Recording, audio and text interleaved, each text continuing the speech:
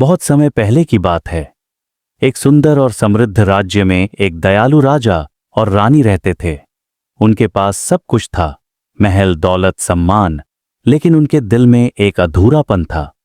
उनके कोई संतान नहीं थी। हर दिन वे भगवान से प्रार्थना करते कि उन्हें एक प्यारी सी बेटी मिल जाए।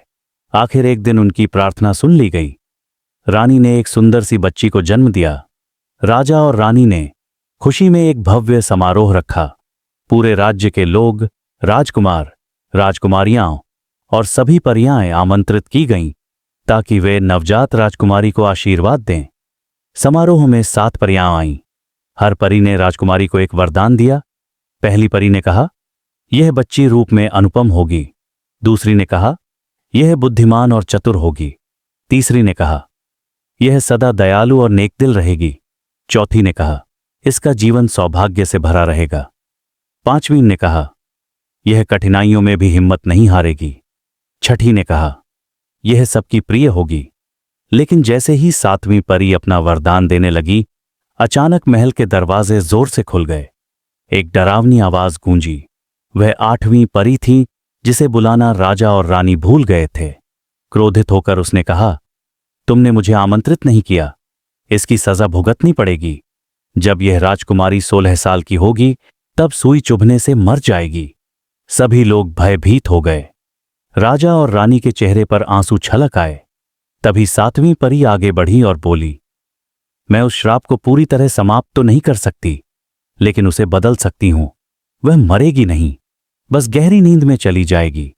100 साल बाद एक सच्चा प्रेमी राजकुमार उसके होठों पर चुंबन देगा और वह जाग उठेगी। राजा ने तुरंत आदेश दिया कि पूरे राज्य से सभी सुइयां जला दी जाएं। समय बीतता गया। राजकुमारी बड़ी होकर बेहद सुंदर, विनम्र और बुद्धिमान युवती बनी। उसका नाम था औरोरा। उसके 16वें जन्मदिन के दिन वह महल में घूमते घूमते एक पुराने कमरे में पहुंच गई। वहां एक बूढ़ी औरत चरखा चला रही थी। ये क्या है?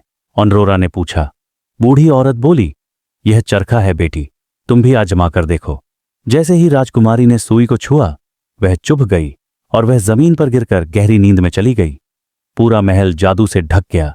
राजा, रानी, सेवक सब सो गए। महल के चारों ओर कांटों का घना जंगल उग आया, जिसने उसे पूरी तरह ढक लिया। 100 साल बीत गए। एक दिन एक बहादुर राजकुमार उस जंगल के पास आया।